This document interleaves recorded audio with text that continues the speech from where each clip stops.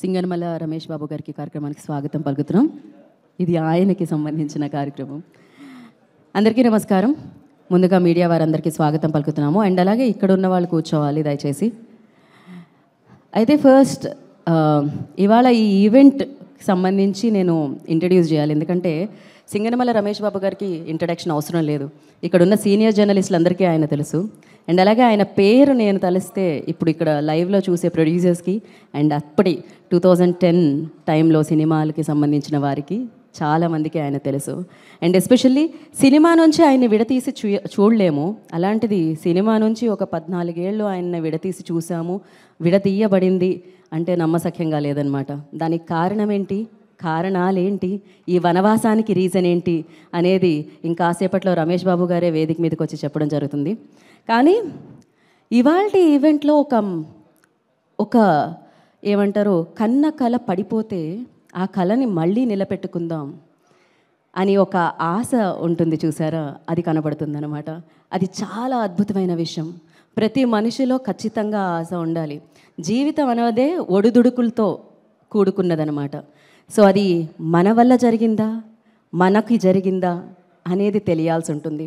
కానీ ఎక్కడో ఒక పర్వతంలా ఒక సక్సెస్ని నిలుపుకుంటే సడన్గా ఆ పర్వతం కుదుపులకి లోనయ్యి కాస్త వంగినట్టయితే దానికి కారణం ఏంటి, దానికి సంబంధించిన వాతావరణం ఎలా ఉండింది ఆ టైంలో, సో ఆ వాతావరణ అనుకూలత ఆయన వైపు ఎందుకు లేదు అనేది ఇవాళ మనం తెలుసుకోబోతున్నాం అనమాట. ఒక చిత్రానికి సంబంధించిన గురించి మాట్లాడితే ఆ చిత్రానికి సంబంధించిన కథానాయకుడు గురించి మాట్లాడతాం. కానీ ఇవాళ ఈ ప్రెస్ మీట్ ఒక చిత్రానికి సంబంధించింది, విచిత్రంగా జీవితాన్ని మలచబడింది. సో ఆ విచిత్రాలతో కూడుకున్న ఈ జీవితం, ఈ 14 ఏళ్ల ఈ పోరాటం, అది దాటుకొని వచ్చి ఇవాళ ఇక్కడ ఈ ప్రెస్ మీట్లో నిలబడి నాకేం జరిగింది, నాతో ఏం జరిగింది, అసలు కథ ఏమిటి అని చెప్పడానికి ఆ మనిషే, ఆ కథానాయకుడే వచ్చారని చెప్పాలన్నమాట. ఇది సింగనమల రమేష్ బాబు గారి జీవితం. అద్భుతమైన జీవితం అనే పుస్తకంలోంచి 14 ఏళ్ల విలువైన సమయాన్ని, అది మడచబడిందా, పక్కకి జరపబడిందా, ఏం జరిగింది తెలియదు. కాకపోతే ఆ 14 ఏళ్ళు ఏమైంది అనేది ఆయన ఇంకాసేపట్లో వచ్చి చెప్పబోతున్నారు అనమాట. సో సినిమాల గురించి మాట్లాడితే సినిమాకి చాలా డబ్బులు అవసరం. సినిమాలు తీసే ప్రొడ్యూసర్స్కి చాలా డబ్బులు అవసరం. మనందరికీ తెలిసిందే, ఒక సినిమా ప్రొడ్యూసర్ చేస్తూ ఉంటారు. ఆ ప్రొడ్యూసర్కి బ్యాక్లో ఒక ఫైనాన్షియర్ ఉంటారు. సో వారు ఆ ఫైనాన్స్ అనేది అందిస్తే ఒక చిత్రం మొదలవుతుంది, చిత్రం ప్రేక్షకుల వరకు వెళుతుంది. అలా ఎన్నో చిత్రాలకి బ్యాక్ ఉండి డబ్బులిచ్చి ఫైనాన్షియర్గా ఉండి దాని తర్వాత చిత్రం మీద ఉన్న మక్కువతో, ఇష్టంతో, ప్యాషన్తో 2003లో ప్రొడ్యూసర్గా మారి చిత్రాలు నిర్మించడం మొదలుపెట్టి సో 2010 వరకు చిత్రాలు చేస్తూ ఉన్నారు. అందులో తమిళ్లో చేసిన విజయ్ గారు చేసిన పోకిరి సినిమా అయినా, తెలుగులో మనందరూ ఇష్టపడే సూపర్ స్టార్ మహేష్ బాబు గారు చేసిన కలేజా అయినా, పవర్ స్టార్ పవన్ కళ్యాణ్ గారి కొమరం పులి సినిమా. సో ఆ చిత్రం తర్వాత ఆయన జీవితంలో ఒక తుఫాన్ వచ్చిందని చెప్పాలి. ఆ తుఫాను 14 ఏళ్ళు కొనసాగింది. మొత్తానికి 2025 ఒక అద్భుతమైన ఒక బహుమతి ఇచ్చిందని చెప్పాలి. ఈ సంవత్సరం ఈ క్యాలెండర్ రమేష్ బాబు గారి జీవితంలో చాలా చాలా విలువైంది. సో మీ అందరికీ తెలిసిందే, ఒక కేసు అనేది జరిగింది. దానికి సంబంధించి 2011 సంవత్సరంలో జరిగింది. అది 2025 సంవత్సరం వరకు అది కొనసాగింది. సో అంటే దాదాపు 14 ఏళ్ళు, మోర్ దెన్ సో ఆ 14 ఏళ్ళ అసలు ఆ కేసు ఏంటి, ఎలా జరిగింది. సో ఫైనల్లీ ఆయనని కోర్ట్ నాట్ గిల్టీ అని ఇవ్వడం జరిగింది. సో ఇన్నోసెంట్ అని ఇవ్వడం జరిగింది. For that congratulations sir. So మీరు ఈ పోరాటంలో విజేతగా నిలిచారు. సో డెఫినెట్గా ఆ విజయం వెనకాల ఉన్న కదా అండ్ ఆ ఒడిదుడుకులు మేము తెలుసుకోవాలనుకుంటున్నాం. సో నా మాటలే కాదు, వీ హ్యావ్ వన్ ఏవీ అనమాట. అది చూసిన తర్వాత మాట్లాడుకుందాం. ప్లే ద ఏవీ.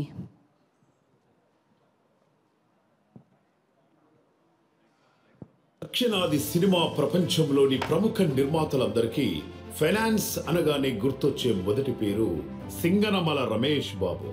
సినిమా అంటే ఒక కళ మాత్రమే కాదు, కొంతమందికి అదొక తపస్సు. అలాంటి తపస్సులో బలమైన నమ్మకంతో అడుగుపెట్టారు సింగనమల రమేష్ బాబు. ఆ ఆసక్తి మూలం 1975 నుండి అతని తండ్రి సత్యరామ్మూర్తి దక్షిణ చలనచిత్ర పరిశ్రమలో ఫైనాన్స్ రంగంలో ఒక కీలక వ్యక్తిగా ఉండటమే. చిన్నతనము నుండి సినిమా నిర్మాణానికి అవసరమైన ఆర్థిక వ్యవహారాలు చూస్తూ పెరిగిన అతనికి సినిమా కొత్తేమి కాదు. కానీ సినిమాపై తనకున్న ఇష్టం వ్యాపార చతురతను మించే ఒక మక్కువగా మారింది. దక్షిణాదిన అగ్ర నిర్మాతలకు భారీ మొత్తాల్లో ఫైనాన్స్ అందిస్తూ పరిశ్రమలో తనదైన గుర్తింపును పొందారు. సినీ నిర్మాణం వెనుక ఉన్న ఆర్థిక అక్షయ మూలాలను అర్థం చేసుకొని అప్పటి వరకు అటు ఇటు పెట్టుబడులు పెట్టే స్థాయి నుండి కాలక్రమేణా నిర్మాణ బాధ్యతల వైపు అడుగులు వేశారు. 2003వ సంవత్సరంలో తండ్రి సత్యరామ్మూర్తి సమర్పణలో కనకరత్న మూవీస్ బ్యానర్ ను స్థాపించి 2010 వరకు తెలుగులో రాజశేఖర్ చిత్రం విలన్, తమిళంలో సత్యరాజ్ చిత్రం రామచంద్ర, శరత్ కుమార్ నంవాడు, రవితేజ వీడే, రాజశేఖర్ మా అన్నయ్య, విజయ్ పోకిరి, మహేష్ బాబు కలేజా, పవన్ కళ్యాణ్ కొమరం పులి వంటి భారీ చిత్రాలను నిర్మించి పరిశ్రమలో అభిరుచి గల నిర్మాతగా ఎదిగారు.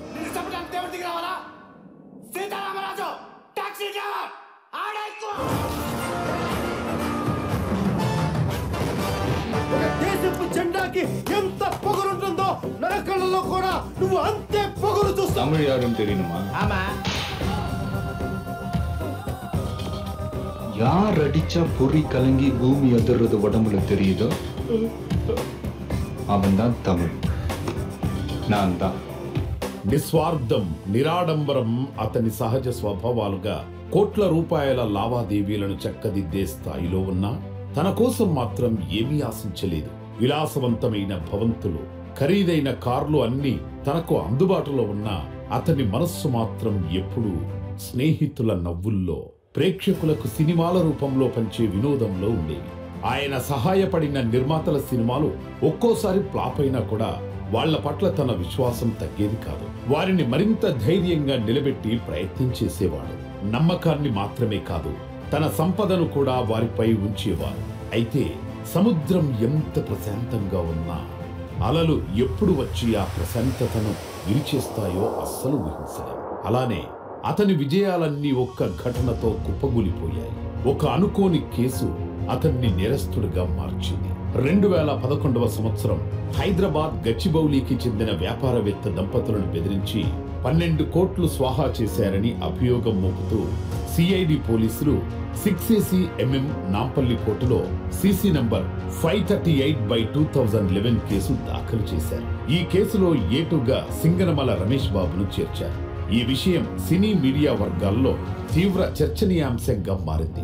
రమేష్ బాబు న్యాయపరమైన చిక్కుల్లో చిక్కుకొని ఏ దారి లేక దాదాపు 78 రోజులు జైలు జీవితం అనుభవించాల్సి వచ్చింది. బెయిల్పై బయటికి వచ్చి కోర్టుల చుట్టూ తిరుగుతూ అనేక సంవత్సరాలు వ్యయ ప్రయాసలతో గడపాల్సి వచ్చింది. ఇదంతా జరుగుతున్న సమయంలో అతని స్నేహితులు, దగ్గరి వాళ్లు నెమ్మదిగా వెనుకడుగు వేయడం మొదలుపెట్టారు. నమ్ముకున్న వాళ్లే వేరే దారి చూసుకున్నారు. ఒక్కసారిగా మంచితనమే పెద్ద నేరంగా మారినట్టు అనిపించింది. కుటుంబం మొత్తం తీవ్ర మానసిక క్షోభను అనుభవించింది. అయినా సరే విధి వంచనకు తల వంచిన వైనంగా మనోధైర్యంతో పోరాటం జరిపాడు. కాలచక్రం తిరిగింది.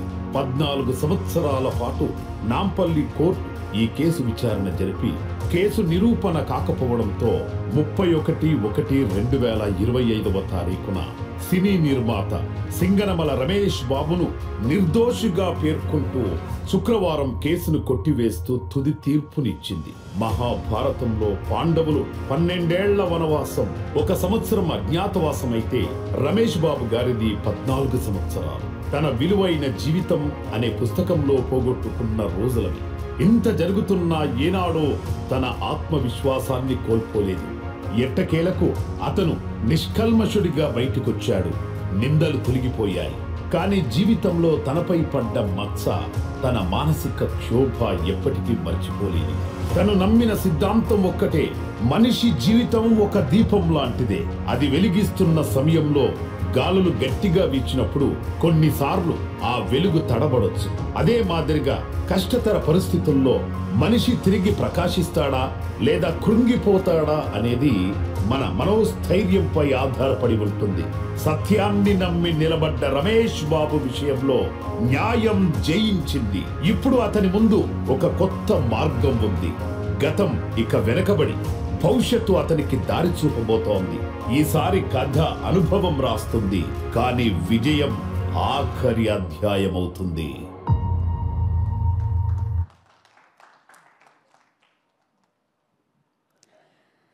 సో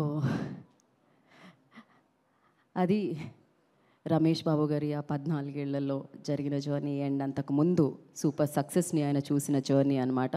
సో కానీ ఇవాళ ఈ ప్రెస్ మీట్లో ఉన్న అద్భుతమైన విషయం ఏంటంటే, ఇంత జరిగిన తర్వాత ఒక మాట అంటూ ఉంటారు పెద్దవాళ్ళందరూ, పడ్డవాడు ఎప్పుడు చెడ్డవాడు కాదు అని చెప్పి. సో ఆయన ఇవాళ ప్రెస్ మీట్ పెట్టి నాతో ఉన్న వాళ్ళకి, నన్ను అభిమానించే వాళ్ళకి, నన్ను ప్రేమించిన వాళ్ళకి చెప్పాలనుకుంటున్నారు ఆయనతో ఏం జరిగింది అని చెప్పి. దానికి సంబంధించిన ప్రెస్ మీట్ ఇది. అఫ్కోర్స్ వారి పిల్లలు హీరోస్గా ఉన్నారు, వాళ్ళు కూడా ఫ్యూచర్లో డైరెక్టర్ అండ్ రైటర్ కాబోతున్నారు. దాని గురించి కూడా ఆయన అనౌన్స్ చేయబోతున్నారు అనమాట. సో మరి ఆలస్యం చేయకుండా ఇప్పుడు సింగనమల రమేష్ బాబు గారిని వేదిక మీద రాస్తుందిగా స్వాగతం పలుకుతున్నాము. సో అద్భుతమైన వ్యక్తి, డెఫినెట్గా ఎన్నో సినిమాలకి ఆయన డబ్బులు ఇచ్చి ఆ సినిమాల విజయంలో నిలిచిన వ్యక్తి. ఆ తర్వాత ప్రొడ్యూసర్గా మారి మంచి చిత్రాలు ప్రొడ్యూస్ చేసిన వ్యక్తి. కానీ జీవితంలో అనుకోని పరిస్థితులు వల్ల 14 ఏళ్లని కోల్పోయి ఇప్పుడు మళ్ళీ అంతే గట్టిగా, అంతే ధైర్యంతో నిలబడడానికి వచ్చిన వ్యక్తి. So firstly congratulations. ఎందుకంటే 14 ఏళ్ల తర్వాత నాకు నిజంగా ఈ ఈవెంట్ చేయాలి అన్నప్పుడు ఫస్ట్ నేను ఆయన ఫోటోని గూగుల్లో సెర్చ్ చేశాను. అప్పటి ఫోటో కనిపించింది నాకు. మళ్ళీ నేను ఇప్పుడు ఆయన్ని చూస్తున్నాను. ఆ ఫోటోకి ఈ ఫోటోకి చాలా తేడా ఉంది. 14 years అంటే చాలా ఎక్కువ జీవితంలో. 14 ఏళ్ళు అంటే. Sir wish you all good luck sir. ఇక నుంచి జీవితంలో అన్ని మంచి విషయాలే వినాలి మీరు. యా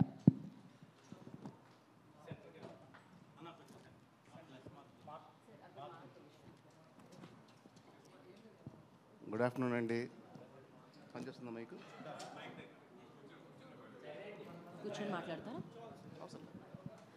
వీ హ్యావ్ ఎలాగో Q&A సెషన్ అండి. ఆయన మాట్లాడిన తర్వాత మనం చేరేద్దాం. గుడ్ ఆఫ్టర్నూన్ అండి.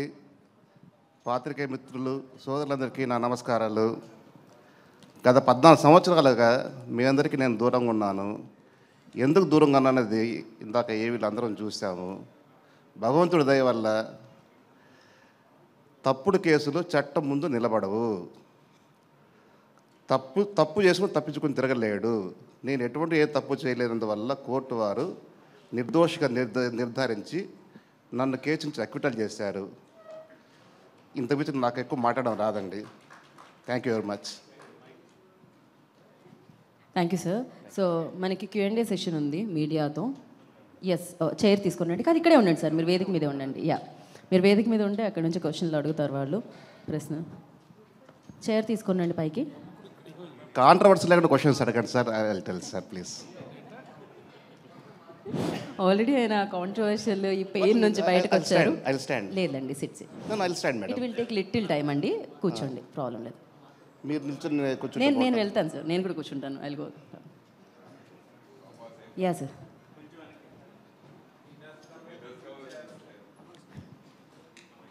కూర్చోమంటారా?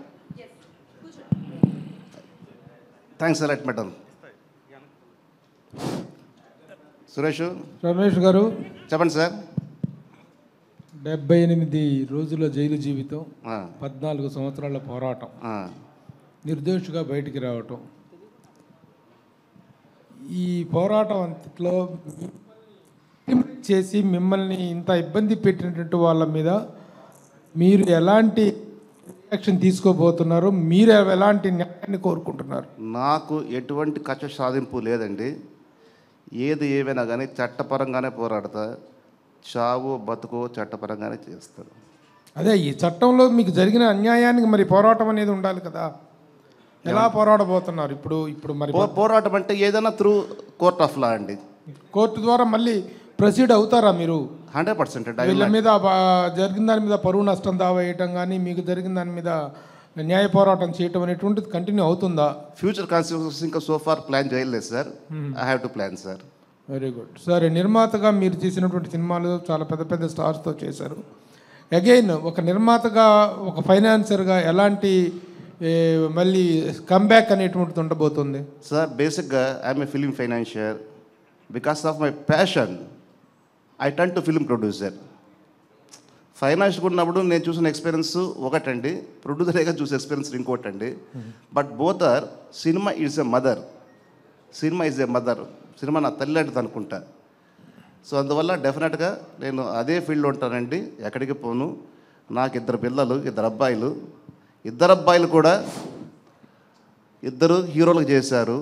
2 సినిమాల్లో హిట్లు అయినాయి. హిట్లు అయిన తర్వాత వాళ్ళ ప్యాషన్ వచ్చి they want to became a writer and director. So they are writing scripts now, they are going to direct the movies sir. నేను కూడా అలాగే సినిమాలు తీస్తాను, ఫైనాన్స్ చేస్తాను సార్. పెద్ద పెద్ద హీరోలు మీ సినిమాల్లో యాక్ట్ చేశారు, చాలా పెద్ద స్టార్స్ చేశారు. ఈ కష్టకాలంలో ఈ 14 సంవత్సరాల పోరాటంలో మీ వెనక మేము ఉన్నామని నిలబడిన వాళ్ళు ఉన్నారా? అసలు మీ మీద కేసు వేసిన వాళ్ళు ఇండస్ట్రీకి సంబంధించిన వాళ్ళ, బయట వాళ్ళ? బయట వాళ్ళు వేశారు సార్, సినిమాకి సంబంధం వాళ్ళు కాదు. కానీ సారీ టు సే సార్, ఏ ఒక్క సపోర్ట్ లేదు. కనీసం ఏ ఒక్క phone, Ramesh how are you, బాగున్నావు, ఎలా ఉన్నావా, వాట్ యూజ్ ప్రాబ్లం అని పాపానికి పోలేదు సార్ ఎవరు కూడా. నేను ఒక పర్సన్ చెప్పను, ఏ పర్సన్ లేదు సార్. రమేష్ గారు, సార్ రమేష్ గారు, మీ కేసుల గురించి ఆల్రెడీ కోర్టు ఎక్విట్ చేసింది కాబట్టి ఇప్పుడు మాట్లాడడానికి ఏం లేదు. మీ లైఫ్లో ఒక ఫైనాన్షియల్గా స్టార్ట్ అయ్యి చాలా పెద్ద పెద్ద సంస్థలన్నింటికి అప్పట్లో సారీ వన్ బ్రేక్ సార్, నేను కాదు సార్. మా father basically my father is a film financiers. Okay. From 1975. ఆయన దారిలో నేను వచ్చాను సార్. అవునండి, అవును. సో అంతా బాగా జరుగుతున్నప్పుడు మీ లైఫ్లో ఫస్ట్ పెద్ద కుదుపు ఏంటంటే కొమరంపులి, కలేజా. కుదుపు అంటే ఎలా? అంటే ఆ సినిమా ఆ 2 సినిమాలు చాలా ఎక్కువ డిలే అవ్వడం, ఎక్కువ కాస్ట్ ఆఫ్ ప్రొడక్షన్ ఎక్కువ అవడం, ఆ తర్వాత ఆ సినిమా రిజల్ట్ కూడా నెగిటివ్గా రావడం, 2 సినిమాలు కూడా. అసలు ఆ సినిమాలు అంత డిలే అవ్వడానికి కారణం ఏంటి? ఎంత నష్టపోయారు? ఆ 2 సినిమాల మీద ఎంత నష్టపోయారు?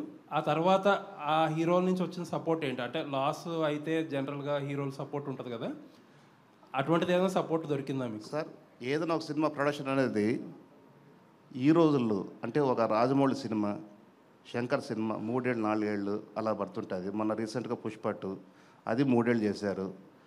అని ఆ రోజు నేను చేస్తున్న రోజుల్లో 3 ఏళ్ళ సినిమా అనేది లేదు సార్. ఆ రోజుకి కొమరంపులి కానీ, కలేజా కానీ, పోకిరి కానీ, ఇంకోటి కానీ, ఏదైనా కానీ 6 months 9 months ఆర్ 1 year ఇదే సార్. కానీ దురదృష్టం బ్యాడ్ లాక్ ఏమంటే ఇట్స్ మై ఫేట్ 3 సంవత్సరాలు పట్టింది సార్.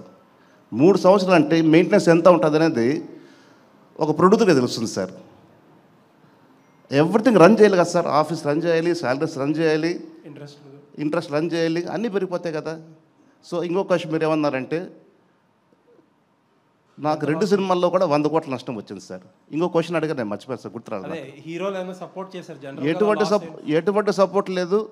కనీసం అయ్యో పాప అని చెప్పిన పాపానికి కూడా పోలేదు సార్. సార్ ఎందుకు అంత డిలే అయ్యింది? బ్యాడ్ లక్ అన్నారో, అసలు ఏ కారణం? బ్యాడ్ లక్ అంటే సార్, కొమరంపులి తీస్తున్నప్పుడు పవన్ కళ్యాణ్ గారు ప్రజారాజ్యం పార్టీ పెట్టుకున్నారండి ఆయన. ఓకే. సో దానివల్ల ఎంతో కొంత కొద్దిగా డిలే అయ్యింది. అది వన్ ఆఫ్ ది రీజన్ చెప్పొచ్చు. So many reasons.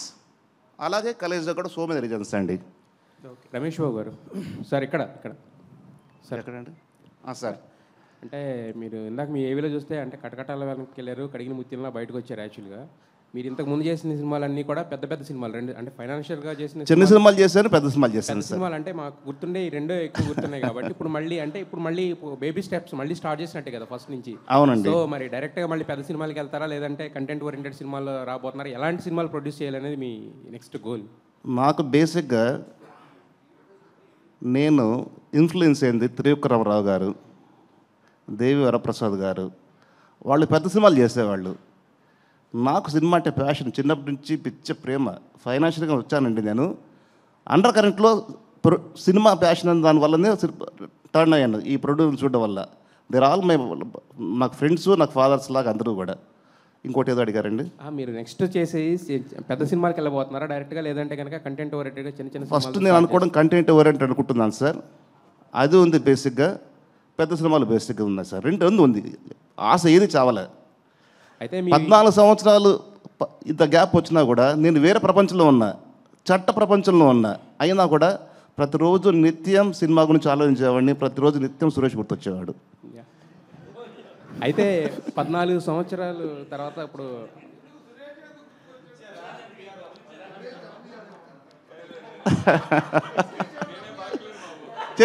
అది కాదు. నా ఫస్ట్ సినిమా చేసింది పిఆర్ఓ అతనే. తర్వాత మా అబ్బాయి హీరో యాక్ట్ చేసిన సినిమా తెలుగులో రిలీజ్ చేసింది అతనే. నాకేదైనా మంచి మాట్లాడుతూ ఉండేవాడు అతనే. ఎందుకో మరి నాకు ముందు ఇంటరాక్షన్ ఎక్కువ. నాకు అయితే ముందు నుంచి మీకు బాగా అండగా ఉంది సురేష్ గారు, అంతే కదా? అండగా అని చెప్పారండి, నాకు మంచి మిత్రుడు. మంచి మిత్రుడు. అవునండి. రమేష్ సరే, ఇప్పుడు మీరు బయటపడ్డారు, ఓకే, మాకు చాలా ఆనందంగా ఉంది సార్. రమేష్ బాబు గారు ఇప్పుడు విషయం ఏంటంటే మీ మీద అపవాదం వచ్చింది ఇన్ని 14 ఏళ్ళు, ఏదో రాముడు వనవాసం లాగా. వాళ్ళు మీకు జడ్జిమెంట్ కానీ ఇచ్చిన వాళ్ళు కానీ వాళ్ళు ఏమైనా ప్రాయశ్చిత్తంగా మీకు ఏమైనా చెప్పారా? మేము ఇలా నాశనం, మీ కెరీర్ నాశనం అయింది, జడ్జి కానీ లాయర్లు కానీ? అది సార్ చట్టంలో సార్ చాలామంది తెలియదు ఏమంటే పోలీసు వారికి కేసు పెట్టడం వరకే తెలుసు.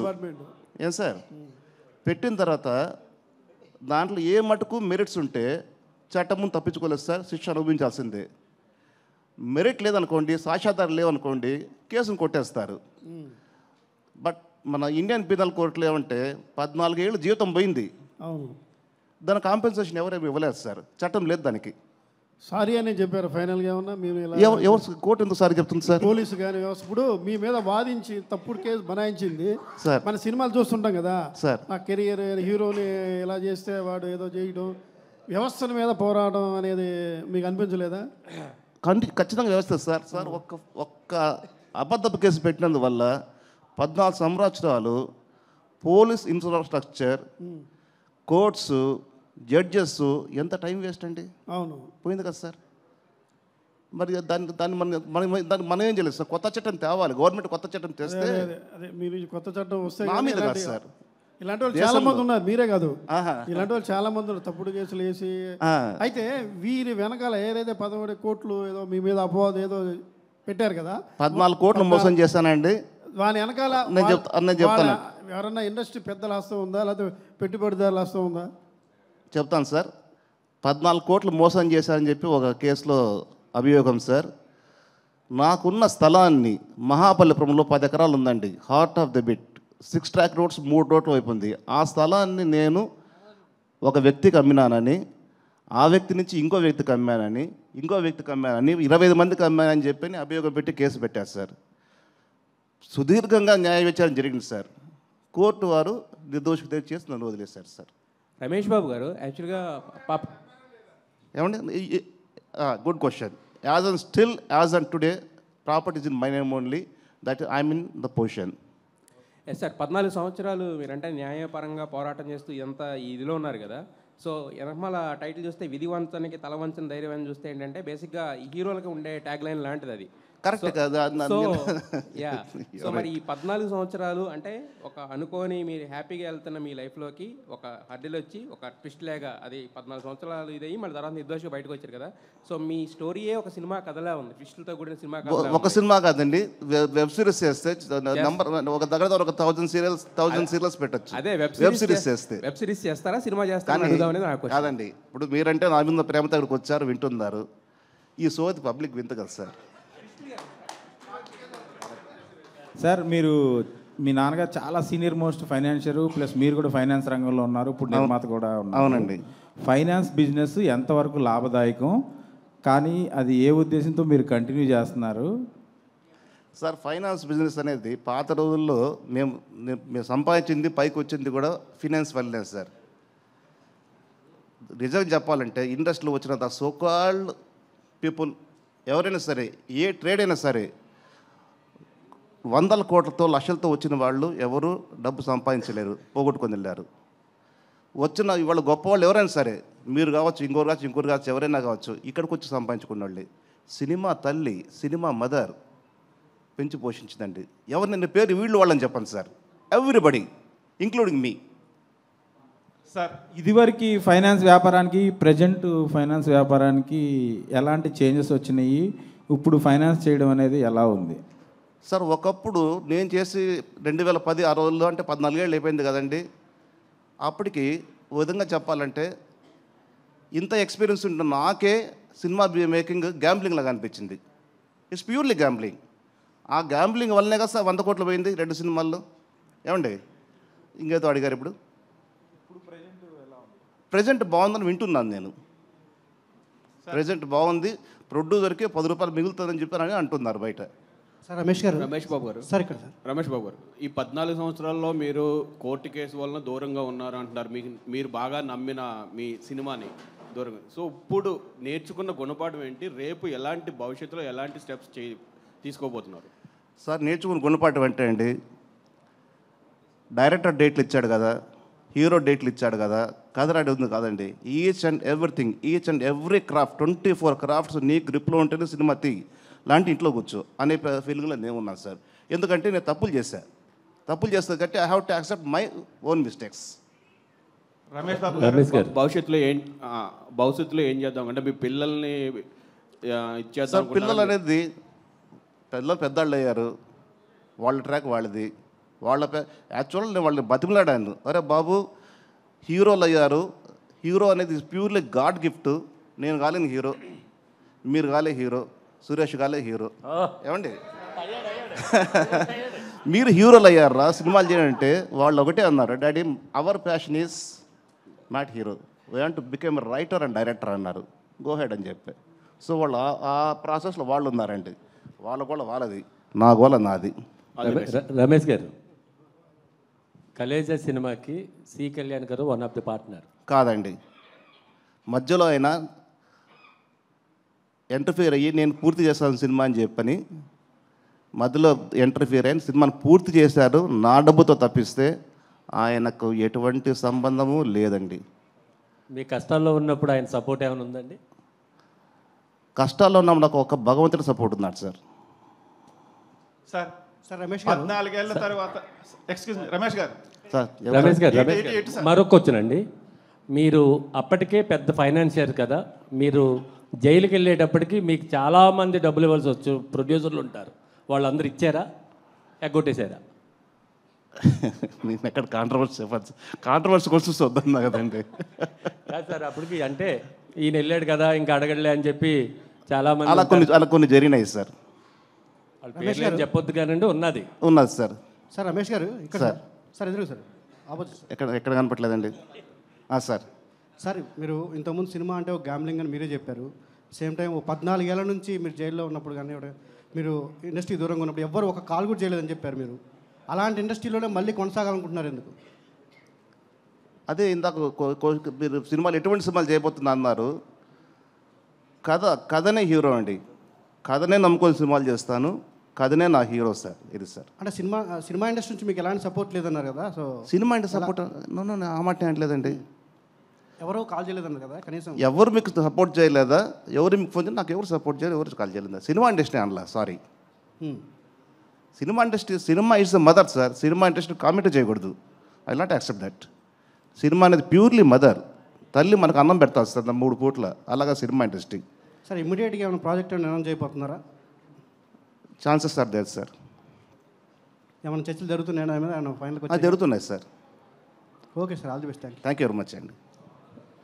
సార్ మీరు సినిమాలు నిర్మాణం చేసిన టైంలో అంటే కొంతమంది సినిమాకి సంబంధం లేని వాళ్ళు అంటే కొన్ని అసాంఘికపరమైన కార్యక్రమాలు కూడా అంటే ఆ టైంలో జరిగాయి సార్. అంటే మీ సినిమా రిలీజ్ టైము ఇన్వాల్వ్ అవ్వడం వల్ల అంటే వాళ్ళ అంటే తెలుసో తెలియక వాళ్ళ పరంగా ఏమన్నా మీ కేసులో? సార్ వాస్తవంగా ఏదో ఒక చోట ఏదో ఒక ఇన్సిడెంట్ జరిగితే ఆ ఇన్సిడెంట్ తీసుకొచ్చి ఈ తప్పుడు కేసులో దాన్ని బనాయించి అదిగో పులి ఇదిగో భూతం అని చెప్పి కేసు పెట్టారు. అందువల్లనే సెన్సేషనల్ అయింది, అందువల్లనే 14 ఏళ్ళు కోర్టు విచారణ జరిగింది, అందువల్లనే 75 రోజులు జైల్లో కూర్చున్నాను. తీరా చూస్తే ఏమీ లేదండి సార్, అక్కడ నథింగ్ ఇస్ దేర్ సార్. ఇది ఆ రోజు అనుకున్నారు రమేష్ బాబుకి తిరిగి రాడు, మొత్తం జైలు జీవితం అన్నారు. ఇవాళ మీ అందరి ముందు కూర్చున్నా కదా సార్. అంటే కాకతాళీయంగా జరిగిందో లేకపోతే అది ఎలా తెలియదు సార్. సేమ్ మీరెలా అయితే బయటకు వచ్చారో అంటే ఆ కేసులో ఉన్న పర్సన్ కూడా రీసెంట్గా బయటకు వచ్చి ఆయన కూడా సంబంధం లేదు సార్. అదే చెప్తున్నా కదా సార్, ఎక్కడో భూతము దయ్యము పిశాచి అంటే దాన్ని తీసుకొచ్చి దానికి ఇది లింక్ పెట్టి ఉన్నది లేనిది ఉన్నది చేసి పెద్ద చేస్తారు సార్. అంటే సార్ అప్పట్లో ఒక వార్త ఎక్కువ వైరల్ అయిపోయింది, ఓపెన్ అడగండి సార్. మీకు మద్దెల చెరువు సూర్య గారికి భాను గారికి సంబంధాలు ఉన్నాయి, అందుకే సింగమల రమేష్ని అరెస్ట్ చేశారని చెప్పి అప్పట్లో ఓ టాక్ అయితే నడిచింది వాళ్ళు. సార్ మద్దెల సూరి సొంత ఊరు, నా ఊరు ఒకటే ఊరు. మద్దెలచెరు సూరి వాళ్ళ నాన్నగారు మా నాన్నగారు క్లాస్మేట్స్, ఒకటి ఊరు వాళ్ళ పరిచయం లేకుండా ఎలా ఉంటుంది సార్? అదే అది క్లారిటీ కోసం. అంటే ఈ కేసు దానివల్ల అది చాలామంది పరిచయం ఉంటారు. మా సొంత ఊరు వాడు సార్. ఇప్పుడు ఎలా చెప్పాలి, 13 ఏళ్ళ కింద 15 ఏళ్ళ కింద సురేష్ నాకు సహాయం చేశాడు. ఈరోజు సురేష్ పెట్టి నేను చెప్పుకుంటా. చూసారా, సురేష్ వదలట్లేదు నేను. ఏమండి, అది సురేష్ని అడగ. సురేష్ నీకు పరిచయమా? సూరి నాకు అసలు పరిచయం లేదు. నాకు మీకు తప్ప ఎవరో తెలియదు నాకు ఇప్పుడు. సరే, మనకి ఒక జన్మ దేవుడు ఎలాగ పుట్టిస్తాడో దేవుడికి తెలుసు. ప్లస్ ఇదంతా ఒకటి రాసి పెట్టుంటే ఎలా రాసి పెట్టుంటే అలా జరుగుతుంది అనుకుంటాం కదా. ఒక్క నిమిషం సురేష్ బాబు, ఏది జరగాల అది జరిగి తీరుద్ది. నువ్వు తల కింద తపస్సు చేసిన ఆగదు. నీకు ఇది జరగాల జరుగుతుంది. We have to face.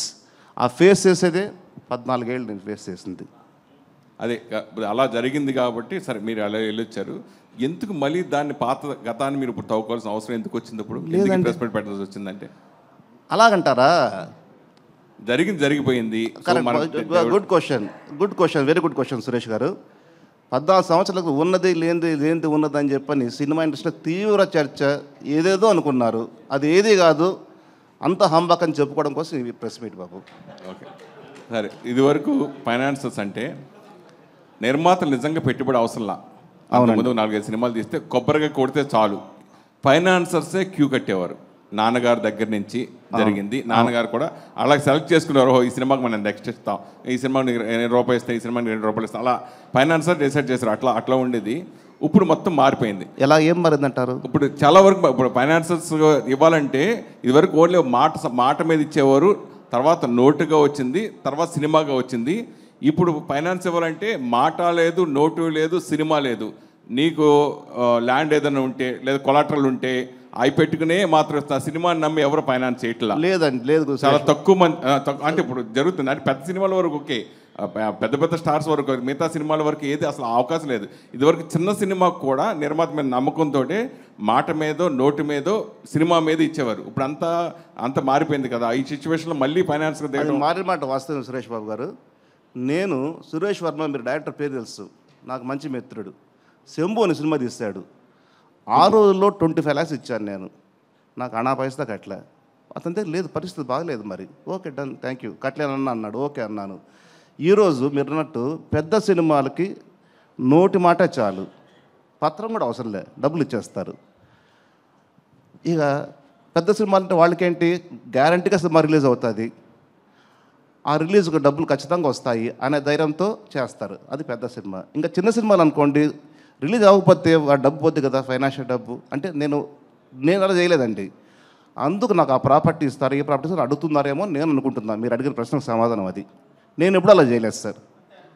అదే ఇదివరకు మీరు ఫైనాన్స్ చేసినప్పుడు కానీ నాన్నగారు ఫైనాన్స్ అప్పుడు వేరు ఇప్పుడు వేరు. ఇప్పుడు ఏంటంటే 100 కోట్లు. ఇప్పుడు ఇదివరకు అయితే ఇప్పుడు మీరు సపోజ్ అప్పుడంటే నాకు తెలిసి ఒక పవన్ కళ్యాణ్ సినిమా అంటే 10 కోట్లు.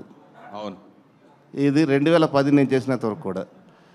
మహేష్ బాబు అంటే 10-12 కోట్లు. ఇవాళ 200 కోట్లు 300 కోట్లు ఫైనాన్స్. సంబంధం లేకుండా పోయిందండి. కానీ ఇది ఈరోజు కూడా చెప్తానండి, ఇట్స్ ప్యూర్లీ గ్యాంబ్లింగ్. ఏదైనా ఏ బిజినెస్ అయినా గ్యాంబ్లింగే కదా. ఇది గ్యాంబ్లింగ్ అండి.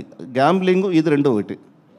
ఈ టైంలో నేను ఫైనాన్స్ చేస్తానని మళ్ళీ మీరు ప్రొడక్షన్ రావడని ఆ కోరిక దాంతవరకు కరెక్ట్ అనుకుంటున్నారు సార్? పాములు పట్టేవాడు పాము కాటేస్తుందని తెలుసు, వాడు వేట పోక తప్పదు, పోతాడు, కాటేస్తే మందు పూసుకుంటాడు, మళ్ళీ ఇంటికి వస్తాడు. వ్యాపారం అది కదా సార్. సురేష్ నాకు ఫైనాన్స్ చేస్తాడమ్మో తెలియదు మరి. రమేష్ గారు ఇక్కడ చెప్పండి సార్. మీరు ఎన్నో శుక్రవారం సినిమా రిలీజ్ అవ్వడానికి చాలా హెల్ప్ చేశారు. ఏమంటే ఇంకోసారి గట్టిగా చెప్పరా? ఎన్నో శుక్రవారాలకి సినిమాలు రిలీజ్ అవ్వడానికి మీరు కీలక పాత్ర పోషించారు మీ ఫైనాన్స్ దాంతో. సో మీ రిజల్ట్ కూడా శుక్రవారం వచ్చింది, జనవరి 31. సో నెక్స్ట్ ఫ్రైడేస్ నుంచి ఎప్పటి నుంచి అన్నా ఇప్పుడు మీ నెక్స్ట్ ఫ్యూచర్ ఏంటి అని చెప్పి చాలామంది అడిగారు. మీరు కొన్ని సినిమాలు అనౌన్స్ చేస్తానని చెప్పి కూడా చెప్పారు. అయితే ఇప్పుడు ప్రజెంట్ సినిమా మీరు అన్నట్టు ప్రొడక్షన్లోనే చాలా మార్పులు వచ్చాయి. ఇప్పుడు మీ అబ్బాయిలని మీరు రైటర్ అండ్ డైరెక్టర్స్గా ఇంట్రడ్యూస్ చేయాలనుకున్నా కూడా ఫిల్మ్ మేకింగ్ ప్రాసెస్ కానీ నేను మేక్ చేయాలండి. నేనైనా మేక్ చేయొచ్చు, వాళ్ళు బయట ప్రొడ్యూసర్ చేసుకోవచ్చు. అది సోఫర్ నాట్ డిసైడెడ్. బట్ మీరు ఇప్పుడు మీరు తీసుకునే జాగ్రత్తలు ఏమిటి ప్రజెంట్ సినారియోలో? అట్ ద సేమ్ టైం మీరు ఇన్నాళ్ళు ఈ 14 ఏళ్ళు దూరంగా ఉన్నారు, ఎంత ఓకే ఫైన్, ఇప్పుడు మీరు బయటకు వచ్చారు. దీని తర్వాత నుంచి మీ నెక్స్ట్ ప్రాసెస్ ఎలా ఉంటుంది? తీసుకొని జాగ్రత్తలు ఏమిటే సార్, ఇందాక కూడా చెప్పాను, కథే సినిమాకి hero sir. First location hunting దగ్గర నుంచి ప్రతిదీ ప్రొడ్యూసర్ క్షుణ్ణంగా ఇన్వాల్వ్మెంట్ ఉండాలి. నాకు తెలిసి ఇవాళ ప్రొడ్యూసర్లు లేదు, నేను కూడా లేదు, ఉన్నవాడు కూడా అంతగా లేరు అనుకుంటున్నా. ప్రొడ్యూసర్ ఉన్న పాత రోజుల్లో ఓల్డెన్ డేస్లో I think 35-40 years before morning 6 o'clock మొత్తం యూనిట్ వస్తే అతను చైర్లో కూర్చునేవాడు. అలా ఉండి చేయగలిగితే సినిమా చేయాలి సార్. నేను అలాగే చేస్తా, భవిష్యత్తులో చేస్తాను, లేకపోతే సినిమాలు నేను చేయను సార్. ఎందుకంటే దెబ్బతిన్న ప్రాణం సార్, కొత్త దెబ్బలు తినే ఓపిక నాకు లేదు సార్. రమేష్ గారు ఇక్కడ ఇక్కడ రమేష్ గారు సార్, రమేష్ గారు అంటే మీరు కష్టాల్లో ఉన్నప్పుడు ఇండస్ట్రీ నుంచి ఒక ఫోన్ కాల్ లేదు, ఒక భరోసా లేదన్నారు. సో ఇప్పుడు మళ్ళీ కంబ్యాక్ వచ్చారు, మరి ఇండస్ట్రీ నుంచి ఇండస్ట్రీ నుంచి అనలేదు సార్, నేను ఇండస్ట్రీ నుంచి అనలేదు. మీకు తెలిసిన వాళ్ళు మీకు పరిచయం ఉన్న వాళ్ళ నుంచి అని అడిగారు, పరిచయం ఎవరు ఫోన్ చేయలేదు నాకు. ఇండస్ట్రీ నుంచి అనలేదు, ఇండస్ట్రీ కామెంటే చేయండి సార్. ఎన్నిసార్లు అన్నా కూడా నేను ఒకటి చెప్తాను, ఇండస్ట్రీ ఇస్ మై మదర్, తల్లి లాంటిది. ఇండస్ట్రీని కామెంటే చేయకూడదు, ఇంతమందిని పోషిస్తుంది కదా సార్. మళ్ళీ అలాంటి మా మదర్ నిన్ను అక్కడే చేర్చుకుంటుంది అనుకుంటారు, ఎందుకంటే కష్టాల్లో ఉన్నప్పుడు ఎన్నో ఆటపోట్లు అధిగమించారు, ఇప్పుడు ఎంతో కొంత మళ్ళీ ఆర్థికంగా నిలదొక్కుకోవడానికి మళ్ళీ వచ్చారు. మరి ఎట్లాంటి ప్రోత్సాహం మీకు లభిస్తుంది అనేది మీ ఆశాభావం? 200% తల్లి సార్, తల్లి ఖచ్చితంగా దగ్గర తీసుకుంటుంది సార్. తల్లి కాదని చెప్పేదని చెప్పండి, మదర్ తల్లి ప్రేమ చెప్పండి సార్. రమేష్ గారు అమ్మా. హాయ్, దిస్ ఈజ్ రాణి అండి. అమ్మా సార్, 14 సంవత్సరాలు అంటే నాట్ అన్ ఈజీ థింగ్, అమ్మా. ఒక జీవితకాలమే కోల్పోయినట్లు. కానీ మీరు ఈ 14 సంవత్సరాల్లో చాలా చూసుంటారు. బయట నుంచి ఎన్ని వస్తున్నా కానీ అవి తట్టుకోవాలి, వాటిని తట్టుకుంటూనే ఫ్యామిలీని కూడా మేనేజ్ చేస్తూ వాళ్ళకి ధైర్యం ఇస్తూ ఉండాలి. సో మీరు ఈ సిచ్యువేషన్స్ని ఎలా తట్టుకోగలిగారు? సో వాళ్ళకి ఎలా ధైర్యం చెప్పగలిగారు? కేవలం భగవంతుడిని భారం వేయడం, మనోధైర్యంగా ఉండడమేనమ్మా, వేరేం లేదు. ప్రతిదీ కూడా ఆచితూచి ఆలోచించి పనిచేయాలి, ఒళ్ళు దగ్గర పెట్టుకొని పనిచేయాలి, అదమ్మా. సార్ రమేష్ గారు ఇక్కడ sir.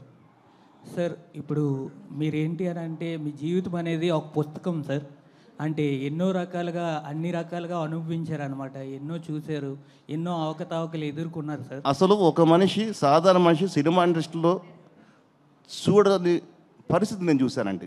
Okay sir, what is meant by life అంటే ఏం చెప్తారు sir? Me what is meant by life అంటే ఏం చెప్తారు? అర్థం కాలండి. జీవితం అంటే ఏంటి అని అంటే ఏం చెప్తారు? జీవితం అంటే ఏముంది సార్, జీవితం అంటే జీవితం సార్, అంతే. అంటే మీ ఉద్దేశంలో